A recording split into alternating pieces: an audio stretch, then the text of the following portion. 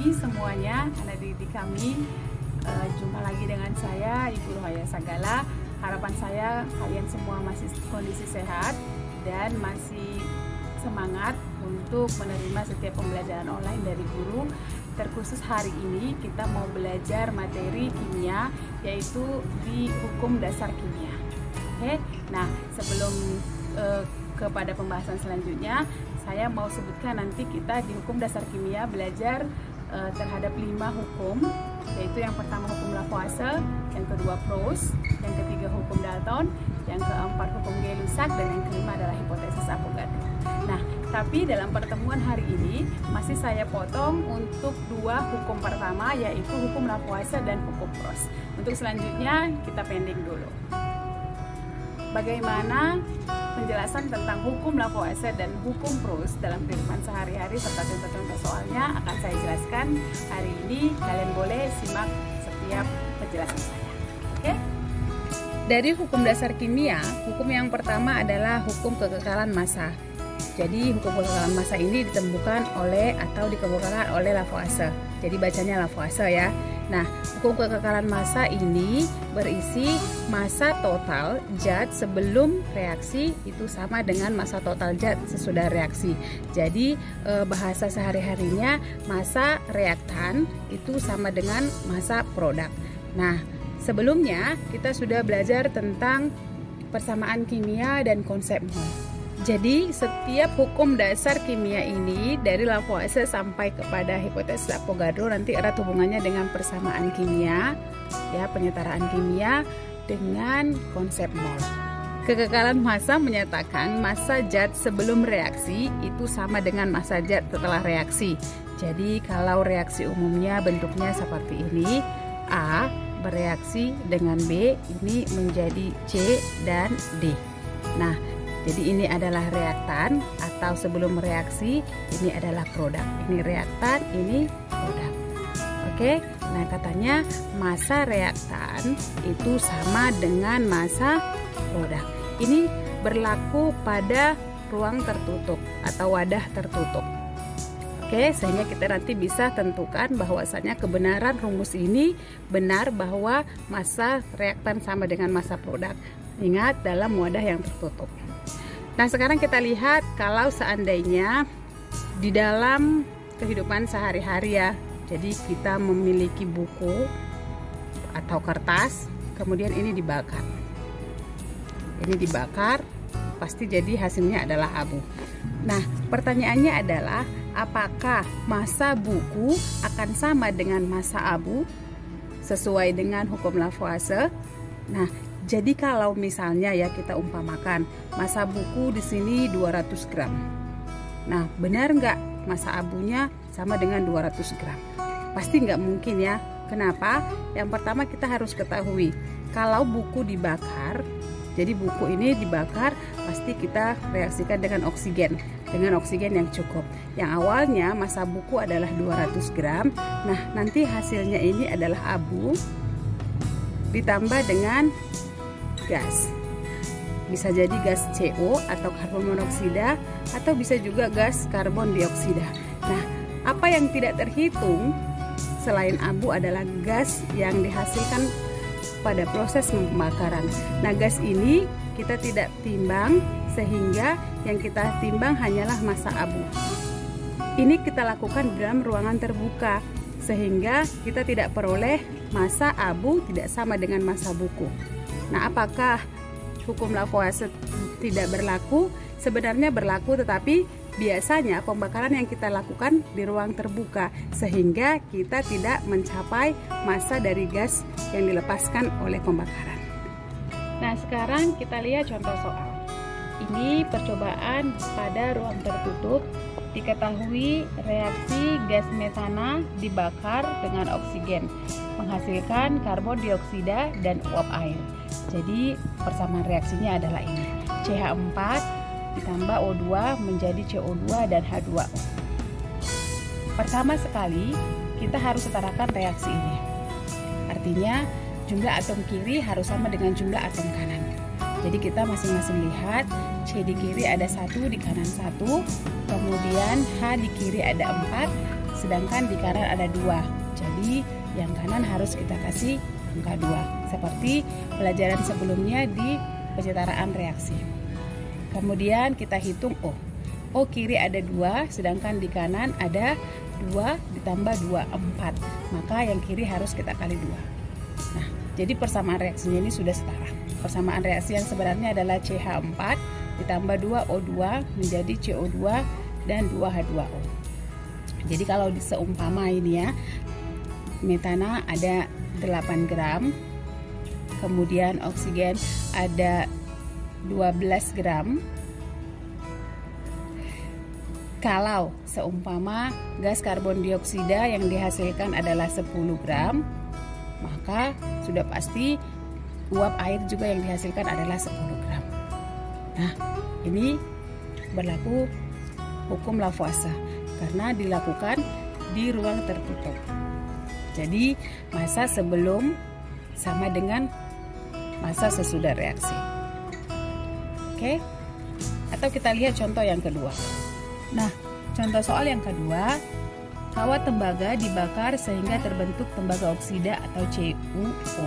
Persamaan reaksinya adalah sebagai berikut. 2Cu solid tambah O2 gas menjadi 2CuO solid. Jika berat Cu semula adalah 32 gram dan CuO yang terbentuk adalah 40 gram, berapakah berat O2 yang bereaksi? Nah, jadi kalau tadi reaksinya adalah Cu solid dengan O2 gas, ini menjadi 2CuO solid. Oke, nah kemudian dalam soal dikatakan Cu ini 32 gram. Sedangkan CuO yang terbentuk 40 gram. Pertanyaannya adalah berapakah berat oksigen? Jadi yang ditanya adalah berat ini. Ini adalah kiri atau reaktan, ini adalah kanan atau produk.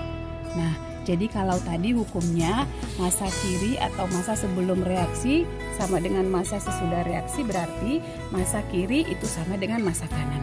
Berarti ini 32 gram itu tambah massa O2 ini sama dengan 40 gram.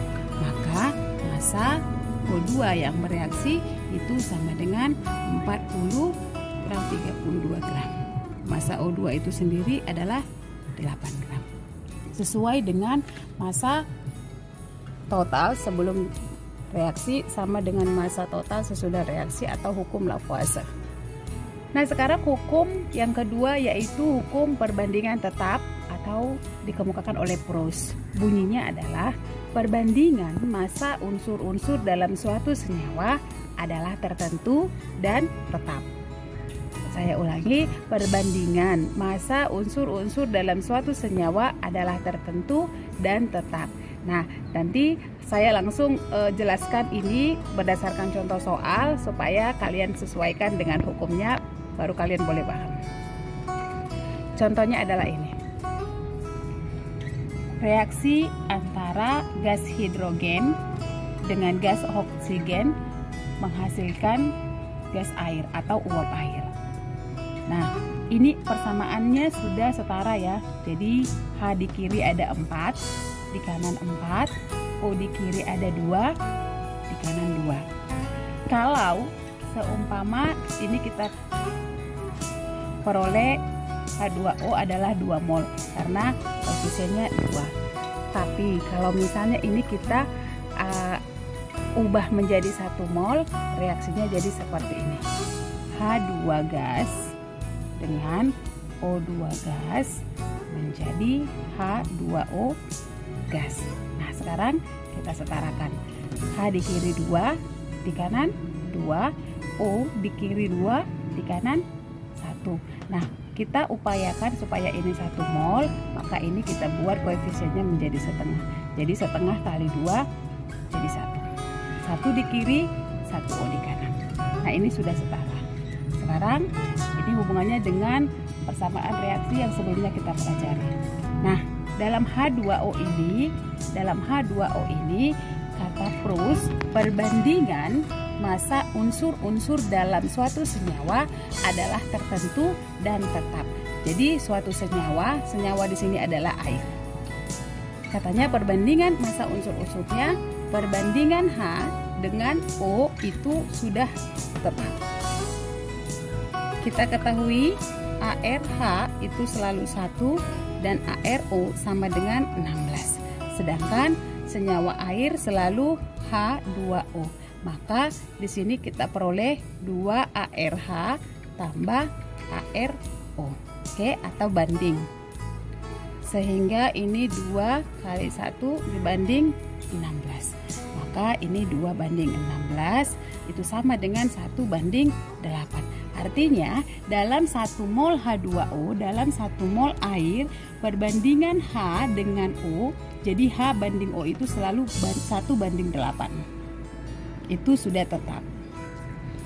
Nah, jadi contoh soalnya seperti ini. Jika 4 gram gas hidrogen direaksikan dengan 16 gram gas oksigen, maka hitunglah gas H2O atau uap air yang dihasilkan. Persamaan reaksinya adalah H2 gas tambah setengah O2 gas menghasilkan H2O. Ingat, perbandingan yang kita peroleh tadi sesuai dengan AR-nya adalah 2 banding 16 atau 1 banding 8. Jadi, perbandingan H2O di sini 1 banding 8. Nah, sekarang kita masukkan massanya. Di sini 4 gram sesuai soal, di sini 16 gram. Kita nggak boleh langsung jumlahkan ya, ini 4 tambah 16 sama dengan 20 gram. Karena ini bukan hukum Lavoisier, tapi ini hukum Proust dengan menggunakan perbandingan tetap unsur-unsur dalam suatu senyawa. Nah, jadi kalau seperti ini, ya, ini 4 gram, ini 16 gram, kita berpulang kepada 1 banding 8. 1 banding 8. Kalau seumpama ini kita gunakan 1 gram, maka ini habis 8 gram. Kalau seumpama kita gunakan 2 gram, maka ini habis kita gunakan 16 gram. Nah, di soal tersedia 4 gram H2, tersedia 16 gram O2. Berarti ini sudah habis ya, 16 gram, sedangkan ini sisa. Nah, maka H2O yang terjadi adalah 2 gram H2 dan 16 gram O2, maka uap air yang terjadi dalam reaksinya adalah 18 gram.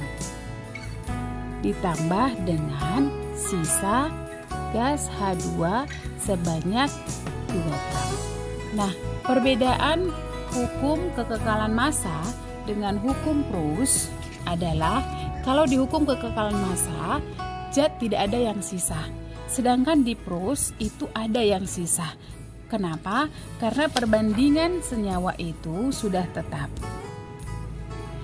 Oke, kita tes sekali lagi dengan reaksi yang sama ya untuk pembentukan air sehingga perbandingannya juga tetap 1 banding 8. Kita tes jikalau gas H2 yang tersedia adalah 5 gram, kemudian gas oksigen atau O2 yang tersedia adalah 45 gram. Ya. Nah, sekarang yang ditanya tetap itu uap air yang terjadi berapa gram. Nah, dengan perbandingan 1 banding 8, kita buat jika H2 yang digunakan 1 gram, maka oksigen yang habis adalah 8 gram.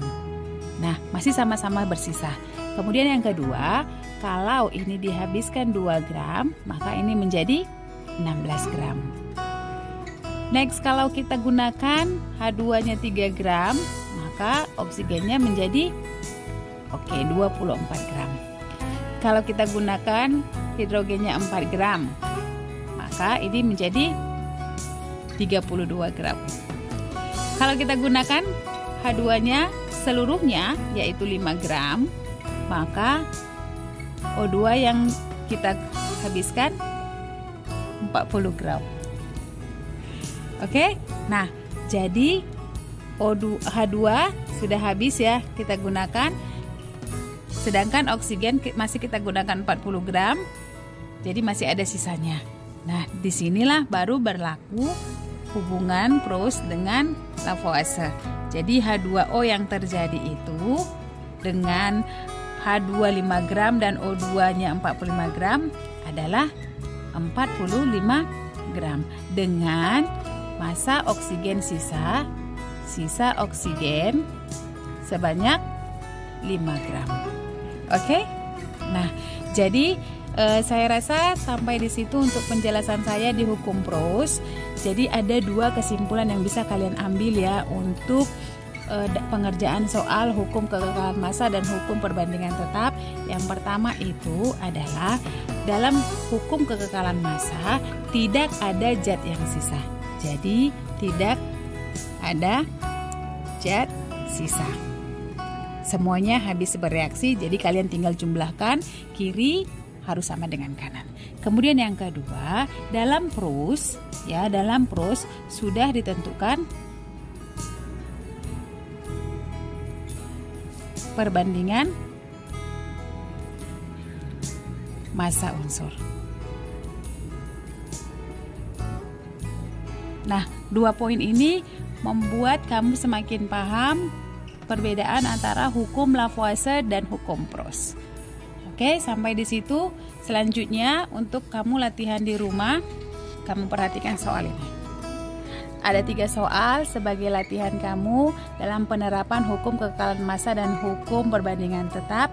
Kamu boleh latihan di rumah, coba menjawab 1, 2, dan 3 soal di sini. Kalau kamu masih punya pertanyaan, kamu boleh tanya saya. Oke, sampai di situ penjelasan saya. Masih saya penggal di hukum Lavoisier dan hukum pros. Saya harap kalian mengerti. Untuk selanjutnya, kalau kalian masih kurang paham, kalian boleh hubungi saya. Selamat mengerjakan tugas-tugas di rumah, jaga kesehatan dan tetap waspada. Terima kasih, Tuhan Yesus memberkati.